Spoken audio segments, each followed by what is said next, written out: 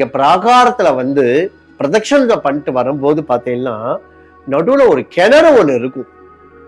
அது என்னன்னு கேட்டீங்கன்னா புஷ்ப கிணறுன்னு பேர். அந்த கிணத்தை திறந்து எல்லா புஷ்பத்தையும் அதுல போட்டுட்டு வரா. இன்னைக்கும் அந்த மலையில அதுதான் நடந்துட்டு இருக்கு. ஏன் அந்த புஷ்பத்தை யாருக்கும் கொடுக்க மாட்டேன்றா? ஏன்னா பெருமாள் பாருங்க, தாயாரோட இல்ல, பெரிய பிராட்டியார் பெரிய பெருமாளோட இருக்கிற மாதிரி கீழே அலமேலுமங்க தாயார் இருக்கா. இப்ப இருக்கிற காலகட்டத்துல எல்லாரும் பெருமாள் சேவிக்க போகும்போது அங்க மலையில நிறைய புஷ்பங்கள்லாம் இருக்குன்னு சொல்லிட்டு எல்லா ஸ்திரீகளும் என்ன செய்யறான்னு கேட்டீங்கன்னா தலையில பூ வாங்கி வச்சுக்கிறா. அது பெரிய தப்பு. திருப்பதி பெருமாளை சேவிக்க வரவா ஸ்திரீகள் தலையில பூ வச்சுக்கப்படாது. ஏன்னு கேட்டீங்கன்னா தம்பதியோட அவ இல்ல, தாயார் கீழே இருக்கா, பெருமாள் மலை மேல இருக்க. அதனால இன்னைக்கும் பார்த்தேன்னா அங்க இருக்கிறவாள்லாம் பார்த்தேன்னா பட்டாச்சாரியர்கள் ஆகட்டும், எல்லா வைஷ்ணவர்களும் ஆகட்டும் தலையில பூ வச்சுக்க மாட்டா. கீழே வந்து வேணா பூ வச்சுப்பாளே தவிர மலை மேல பூ வச்சுக்க கூடாதுன்னு ஒரு சாஸ்திரமே இருக்கு. இவ்வளவு தூரம் இந்த பெருமாளை பத்தி நம்ம சொல்ற போது அந்த பெருமாளுக்குன்னு ஒரு இடம் கொடுத்தாரு இல்லையா, வராகர். பாருங்க எப்படி நம்ம போய் முதல்ல போனோன்னு என்ன செய்வோம், திருப்பதிக்கு போயிட்ட உடனே முதல்ல பெருமாளை சேவிக்கணும் அப்படின்னு நம்ம நினைச்சுட்டு இருப்போம். அது தப்பு. இடம் கொடுத்த பெருமாள் குளத்தங்கரை கிட்ட போய் பார்த்தேன்னா வராக சுவாமி புஷ்கரணின்னு ஒண்ணு இருக்கு. அந்த வராக சுவாமி தான் இந்த திருவேங்கடமுடையானுக்கே இடத்த கொடுத்தாராம். இன்னைக்கும் நீங்க போய் பாருங்க, பெருமாளுக்கு தலிகை சமர்ப்பிக்கும் போது முதல்ல வராகருக்கு அம்சம் பண்ணி முடிச்சுட்டு தான் திருவேங்கடமுடையானுக்கே சமர்ப்பிப்பா. எவ்வளவு பெரிய ஒரு விஷயத்துல நம்ம தெரிஞ்சுக்கிறோம் பாருங்க. அப்படிப்பட்ட ஒரு விஷயத்துல பெருமாளுக்கு தோமாலை, அந்த தோமாலை முடிஞ்ச உடனே ஆஜித்ரா சேவன் பேர் அர்ச்சனை, 1008 அர்ச்சனைகள். எப்படிப்பட்ட ஒரு விஷயம் பாருங்க. அதுவும் இந்த அர்ச்சனைகள் ஆகப்பட்டது பெருமாளுக்கு சொர்ண புஷ்பத்தோட அர்ச்சனை பண்ணுவா. நாராயணா, மாதவா, கேசவா, ரிஷிகேஷா, பத்மநாமா, தாமோதரான்ற மாதிரி அந்த பெருமாளுக்கு 1008 புஷ்பங்கள் சொர்ண புஷ்பத்தால் அர்ச்சனை பண்ணுவா. ஒவ்வொரு விசேஷத்துக்கும் ஒவ்வொரு நாளும் பெருமாள் திருவாபரணத்தை மாத்திப்பார். எப்படி திருவாபரணங்களை மாத்திக்கிறார்.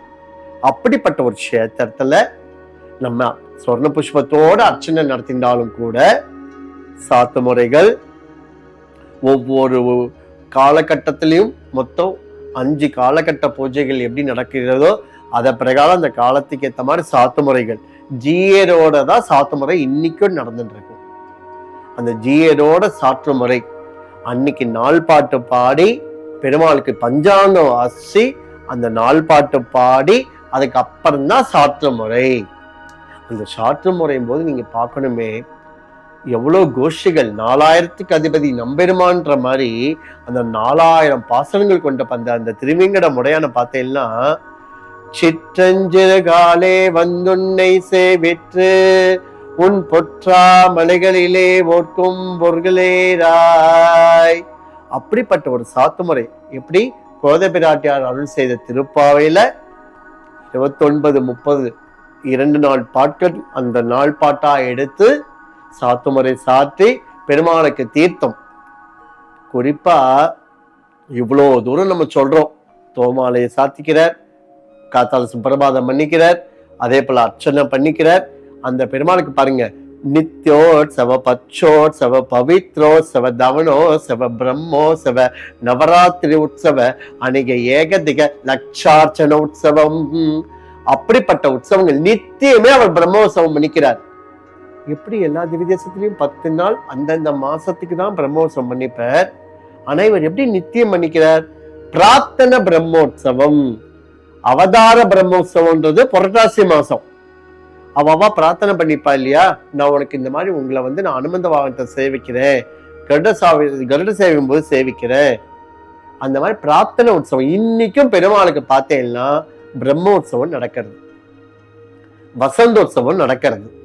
மலையில போய் பார்த்தேன்னா ஒவ்வொரு நாளும் ஒவ்வொரு நேரமும் பார்த்தேன்னா பெருமாளுக்கு உற்சவங்கள் நடந்துட்டே இருக்கும். நித்திய கல்யாண உற்சவர் யாரும் கேட்டேன்னா மலையப்பன் தான். நித்தியம் கல்யாண உற்சவம் தான் அவருக்கு. நீங்க தோமாலை முடிச்சு அர்ச்சனையை முடிச்சிட்ட பிறகு சேவார்த்திகள் சேவிச்சு முடிச்ச உடனேயே பெருமாள் நேரம் 11 மணிக்கு புறப்பாடாகி எங்க செய்வார்னா கல்யாண மண்டபத்துக்கு விடுவார். அங்க கல்யாண மண்டபத்துக்கு போய் கல்யாண உற்சவம் ஆகி முடிஞ்ச உடனேயே 2 மணிக்கு பெருமாள் வசந்த மண்டபத்துக்கு போயிடுவார். வசந்த மண்டபத்துக்கு போய் முடிஞ்ச உடனே 3:30 மணிக்கு பெருமாள் பிரம்மோற்சவ மண்டபத்துக்கு போவார். 3:30 மணி முடிஞ்ச உடனே பெருமாள் 5 மணிக்கு சகஸ்ர தீப அலங்கார சேவை 1008 விளக்கோட அந்த ஊஞ்சலோட பெருமாள் ஏழுமே அந்த உபய நாச்சிமாரோட அவ்வளவு ஆச்சரியமா இருக்கும். மூடவர் திருவிங்கடமுடையான் எல்லா திருவாபரணத்தையும் சாத்திண்டு சங்கு சக்கர தாதியா விஷ்ணு சகசநாமம் என்கின்ற சகசநாம மாலை, மகரகண்டி மாலை, புஷ்பயாக மாலையோட சாத்திண்டு பெருமாள் சேவை சாதிக்கிறதுக்கும், மலையப்பன் உற்சவர் திருவேங்கடமுடையான் 1008 விளக்கோட சேவை சாதிக்கிற ஒரு அழகு இருக்கு பாருங்கோ. கண்கொள்ளா காட்சியா இருக்கும்.